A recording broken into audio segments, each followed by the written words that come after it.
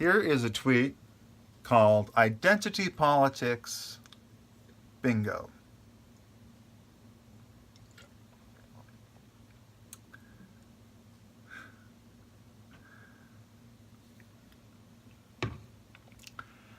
Identity Politics Bingo. Today, Joe Biden 2020. Among Democrat voters, notably the energetic SJW youth, what is the reputation of rich? What is the reputation of aging? What is the reputation of white? What is the reputation of predatory? What is the reputation of male? Bingo! So, identity politics, bingo! And I decided to put Joe Biden under the lens of the magnifying glass. See how he burns. And he does. Now I'll say up front, rich, aging, white, predatory male, a lot of voters, notably the Democratic voters, have that image of Donald Trump, our current president. But we're talking about energy here. Energy among a party that has rallied the troops, rallied their support bases and their voters using something called identity politics, which I'm sure you are well aware of. Of course, others refer to it as intersectionality, social justice, cultural Marxism. At times, I call it weaponized otherism. It's, If you weaponize otherism, you can win an election, but what do you lose? It's very important. So, among Democrat voters, notably the very energetic youth, the social justice warriors, as I sometimes refer to them, the social justice disciples, as part of the modern religion of social justice. So, I noticed growing up mostly on the left. I was a little further left. I'm closer to the center now in this sort of the circle. It's not really a political compass, more of a political globe where you can fall deep into the waters anywhere around the globe and nobody knows exactly where you fall on the political globe. So I was a bit more to the left before, and I remember just feeling like rich people, they're too rich. I want to harm their income and give it to those that are harmed by their oppression because they're rich.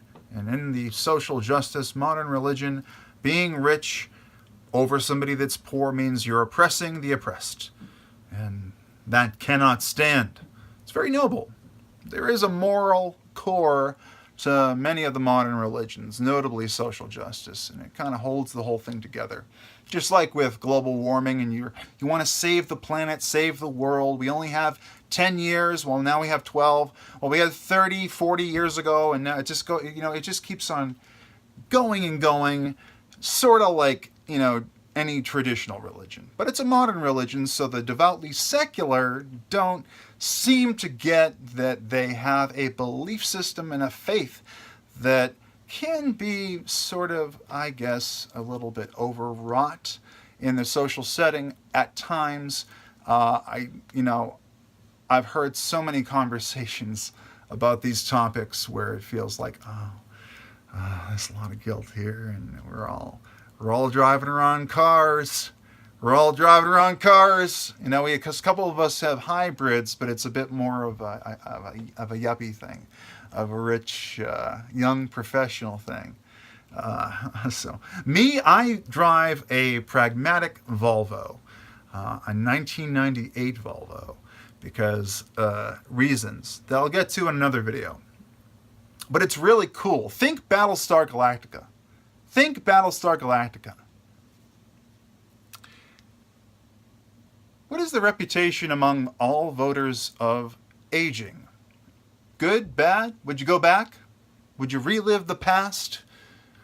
You know, do you want a less immediate future? You know, what do you want? What do you want from life? Is aging, is it a plus or a minus? Plus or minus? Because it's all downhill. You know, I hate to tell you, everyone knows it. Everyone knows it. You go. But among social justice warriors, I mean, especially in the United States, with the Democrat Party driving most of the show, and their media partners, and the sort of intersectionalist media stuff, which is great. I mean, I have no issue with the people. It's the content that, while it's important and I do support it, it becomes a little bit more difficult to want to engage with it as a consumer. It's just not something that I'm into that much. And when I hear that a property has gone in a big social justice direction, I go, okay, that's great. I mean, the intentions are awesome, and a lot of times the outcomes are awesome too. But if it's very exaggerated and it's very a large focus of the feature, then it might be difficult for somebody that isn't part, or I'm almost atheistic to the modern religion. So, I'm not a true believer. I don't have the faith. I'm agnostic, but I'm leaning atheist on it. So, in the free market of ideas and products and so on and so forth, and with so much content out there and so little time, especially as you get older, you don't have as much energy to expend.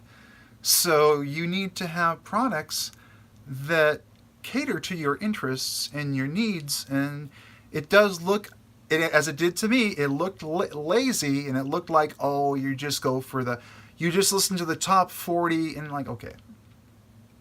Still on board with that. Top 40 is often, it's become a bit of I'm like just any other older person. I'm only 34. But just like anybody that's gone through a few decades of life, since I actually graduated 20 years ago from high school, a long time ago. So you need, you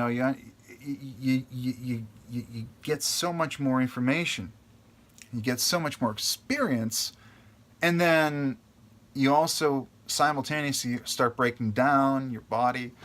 You get like a hip issue. Sorry for all the folks out there that might have a hip issue. I'm having one a little bit right now, so it's tough. But I'll tell you what. There's a lot of anti-white propaganda out there. And it's subtle, because a lot of the people that are consumers of this content are white. And they're, it's either because they're the mainstream products, they're easier to access, they're more accessible, or it's just part of their belief system to patronize, to give patronage to these properties. What is the reputation of predatory? Well, Me Too. We know that predators suck. They're the worst. Like, that's universal. Everyone agrees on that. But notably among your social justice warriors, yeah, it's going to be a problem. And if a lot of your base is women, and this character here, I mean, it's not that Joe Biden won't get any votes, or it won't be close, or he won't win the popular vote. I'm not sure how big his success could be, but will he have the numbers, the energy from the youth to deliver a top-notch performance? I doubt it, especially considering that he's around the same age as Trump, maybe about 3 or 4 years older than Trump. And he's kind of already a great grandpa almost. Well, maybe literally, but he looks like he's going to stroke out at any moment. I mean, I saw him recently. I saw him apologizing for his, you know what? I saw him apologizing for his hundreds of people that he sort of got a little bit too close to and made probably uncomfortable. And literally, the testimony is uncomfortable. So he was pretty persuasive when he apologized. I'll give him some credit. He was pretty persuasive. Until he said, I get it. I get it. I get it. I get it. And then at the end, it was just, I don't know. It's like he ran out of script or something. I don't know what happened to the dude. But it was kind of cringe. Let me tell you, it was kind of cringe. I mean, I wish I had a powerful man to put their hands on my shoulders and make me accept his apology better. And, you know, like I said, he's very old. And he should have run in 2016. They might have won. They put up their worst person. Hillary Clinton was the worst person. Just the worst. And you could... I'm sorry, Joe.